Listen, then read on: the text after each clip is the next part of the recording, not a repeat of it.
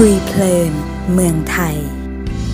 เราทั้ง3 คนจะมาชวนท่านผู้ชมรุ่นวัยเพลินหรือว่ารุ่นใหญ่อย่างเรามาคุยกันถึงเรื่องใกล้ๆตัวเรื่องที่เป็นประโยชน์กับคนวัยเพลินทั้งหลายในทางช่องเพลินทีวีหมายเลข 10นี้นะครับที่จะทำให้ทุกนาทีของท่านมีความสุขอย่างที่พี่ตั๊กพูดไปเมื่อตอนท้ายรายการเมื่อสักครู่นี้บอกว่าการที่เตรียมตัวที่เราจะมีนำแมวมาเป็นสมาชิกคนในบ้านเราสัก1 ตัวแล้วต้องเตรียมอะไรบ้างต้องเตรียมอะไรบ้างหลายคนอยากเลี้ยงแล้วก็มาปรึกษาว่าต้องทำใจยังไงต้องทำอะไรบ้างเกิดปีขานก็จริงๆแล้วปีขานคือปีแมวแมวเล็กแมวเล็กแล้วก็เคยอ่านบทความนะอันนี้ต้องขอความรู้กันเขาบอกพวกสัตว์ที่เลี้ยงลูกด้วยนมและที่ฆ่าอย่างเงี้ยสิงโตเสือพวกเนี้ยเลี้ยงไม่เชื่องเลี้ยงยังไงก็ไม่เชื่อหมายถึงคนปีขานเลี้ยงไม่เชื่อไม่ใช่ไม่ใช่เสือสิงโตกินอันนี้พวกนี้เลี้ยงไม่เสือดาวสัตว์หน้าขนไม่สัตว์หน้าขนมันก็หน้าขนหมดแหละรวมทั้งแมวก็สัตว์ดุร้ายเนี่ยแต่ตระกูลเสือสิงโตและแมวก็แมวนี่ก็เลี้ยงไม่เชื่องนะไม่เชื่องจริงไหมจริงไหมพี่ไม่เชื่องแปลว่าอะไรแปลว่าเขาจะยังไงเขาจะทำอะไรเราหรอไม่ใช่ไม่ทำอะไรเลี้ยงไม่เชื่องไม่ได้ว่าเขาต้องมาฆ่าเราไม่ใช่คือเขาไปอยู่กับเราอ่ะอ๋อ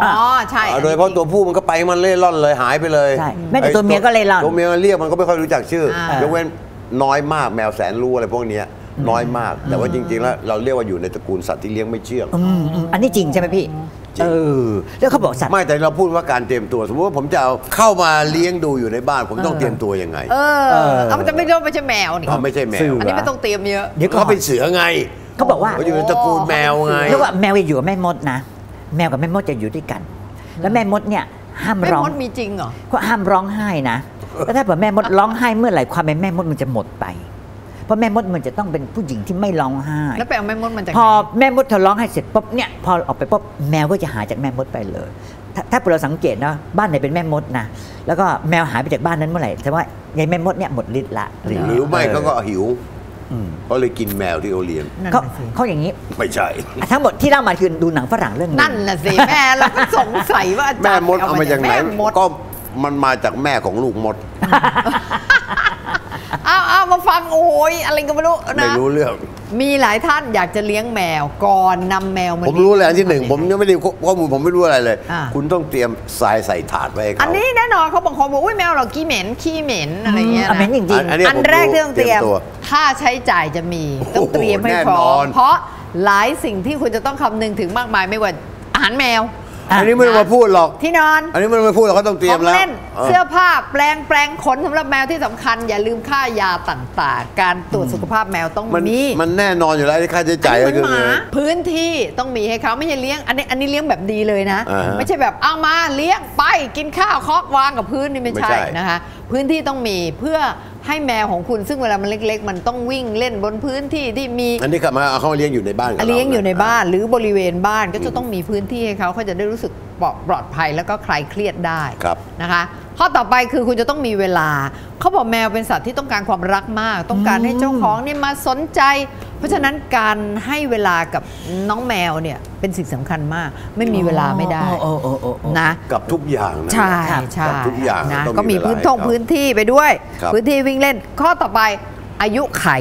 เขาบอกหลายคนเนี่ยซื้อแมวมาเลี้ยงเพราะความน่ารักน่าเอ็นดูสดใสแต่ว่าอาจจะดูแลใส่ใจได้เพียงแค่ระยะหนึ่งเหมือนกับว่าแมวเนี่ยมันเป็นของเล่นชิ้นใหม่ซื้อให้ลูกเล่นไปสักประเดี๋ยวไม่สนใจจริงละแต่แมวเขาบอกมีอายุถึง15 ปียาวกว่าหมาถึง20 ปีนะเขาบอกอายุของเขาก็ยืนพอสมควรเลยและเมื่อวันหนึ่งเกิดน้องแมวเนี่ยเขาเติบโตขึ้นมาเนี่ยนะเขาก็จะต้องมีอาการเจ็บป่วยพอเจ็บป่วยแล้วก็ต้องใช้เงินจะต้องดูแลเพราะงั้นคุณมีสิ่งเหล่านี้คุณก็จะเลี้ยงแมวได้ข้อต่อไปอาหารจะมาข้าวคลุกปลาทูเดี๋ยวนี้เขาไม่ทำกันแล้วก็จะมีอาหารแมวปลาทูแพงเดี๋ยวนี้ปลาทูแพงนะพี่ไม่หรอกมันไม่มีเวลาอาจารย์ปลาทูแมวเขาเรียกเมื่อก่อนเขาเรียกปลาทูแมวถูกต้องแต่เดี๋ยวนี้ไม่ได้แล้วนะพี่เดี๋ยวนี้ปลาทูตัวเล็กๆก็คือกี่ตังค์นั่นแหละปลาทูแมวล่ะนั่นแหละตัวเล็กๆเป็นตังค์แล้วนะนั่นแหละก็เรียกปลาทูแมวก็ไม่ให้แมวกินให้คนมากินแล้วเดี๋ยวนี้คนกินแล้วเขาบอกเดี๋ยวนี้จริงๆมันมีมานานแล้วอาหารแมวเขาไม่คลุกปลาทูกันแล้วเขาบอกอาจจะยุ่งยากนะพี่ทีเรามานั่งบี้คลุกข้าวไม่มีแล้ว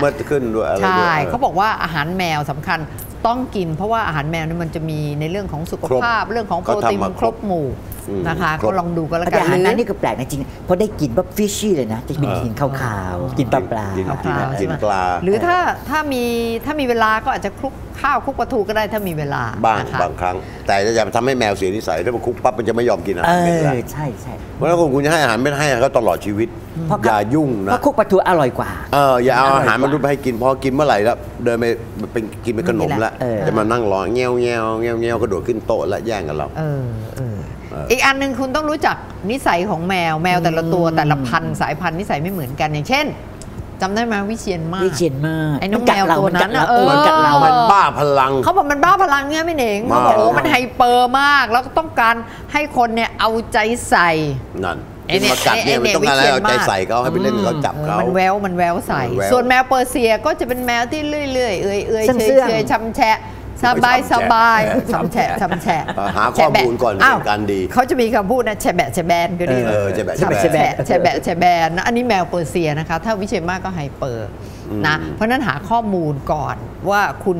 ชอบเลี้ยงแมวชนิดไหน แล้วก็หาให้ตรงกับสิ่งที่คุณมีอยู่ อีกอย่างหนึ่งคือถ้าเกิดเป็นแมวตัวเมีย ต้องรีบเอาไปทำหมันทันที เพราะ เพราะเขา3 เดือน 1 คอก 3 เดือน 1 ค โอ้ อก แมวมันมี มันเร็วมาก เร็วมากพี่หนิงแม เร็ว เร็ว มาก มันจะมา3 เดือน 1 คอกเลย 3 เดือน 1 คอกนะพี่ แล้วอย่างนี้ มัน และ มันไม่ได้เป็นปีแบบสุนัขหรอ อย่างหนูเนี่ยบ้านหนูเนี่ยนะ ตอนคุณแม่เสีย หรือ ปั๊บอยู่ดีก็ได้ลูกแมวมา หรือ 3 ตัว หรือสุนัขก็ยังมากที่สุด 6 เดือนครั้งหนึ่งคอกหนึ่ง อันนี้3 เดือน แมวเร็วมาก แมวนี่เร็วเลย เดี๋ยวก็แผล พอรู้เป็นผู้หญิงนะ หนูก็จับไปทำหมันเลยพอทำหมันเสร็จปั๊บอีก 2 ตัวมันแป๊บมันหายไป เหลืออยู่ตัวเดียว ขณะนี้ก็ยังอยู่ หายไปไหนอ่ะ ไม่รู้มัน หมดแล้วไงก็นี่คือคำว่าเลี้ยงไม่เชื่อง ไม่เชื่องนี่คือไม่ได้เชื่อง แมวมันรักอิสระ ไม่เชื่อ เลี้ยงยากเหมือนกั แต่ตัวเนี้ยอยู่แล้วตัวนี้ก็อยู่ บทจะมาหาก็มานะ เรียกก็ไม่มานะ ไม่ แต่หมาเลี้ยงเชื่องนะ เอาหมาเชื่อง แมวกับหมานี่คนละอย่างเลย หมา นะ หมาไม่เรียกมันก็มานะ มันแจมอยากจะกิน บางทีนั่งอยู่มาถึงปีนหลังเฉยเลยนะ เพราะฉะนั้นเนี่ยคน หมา คนจึงให้คำว่าซื่อสัตย์กับหมา ซื่อสัตย์กับหมา ให้คนซื่อสัตย์กับหมา ไม่ใช่ แปลว่าอะไร คำว่าซื่อสัตย์ไง อ๋อ ถ้า ซื่อสัตย์เหมือนหมา คำว่าซื่อสัตย์ก็คือเป็นหมา คล้าย ฟังดูพี่อาจารย์พี่เราพูดเลยเหมือนกับว่าให้คนซื่อสัตย์กับหมา แล้วเขาบอกถ้าเผื่อรักเดียวใจเดียวก็ต้องนกเงือกคนนกเงือกก็รักเดียวใจเดียว เมื่อกี้พูดว่านกนั่นไง อันกระเรียนก็ใช่กระเรียนก็ใช่นกเงือกก็ใช่ อ่ะจบเรื่องแมวไว้แค่นี้ก็เตรียมให้พร้อม ถ้าคุณ อีก มี นก ค หนึ่ วาม งก็ พร้อม ซื่อสัตย์ เหล่านี้ ก็จะเลี้ อี ย ก ง นกหนึงก็ซื่อสัตย์ อะไรเอ่ย นกหวีดเป่าทีไรดังทุกที แหมซื่อมากเลย เออ ถ้าไม่เป่ามันจะดังไหมล่ะ ไม่ดัง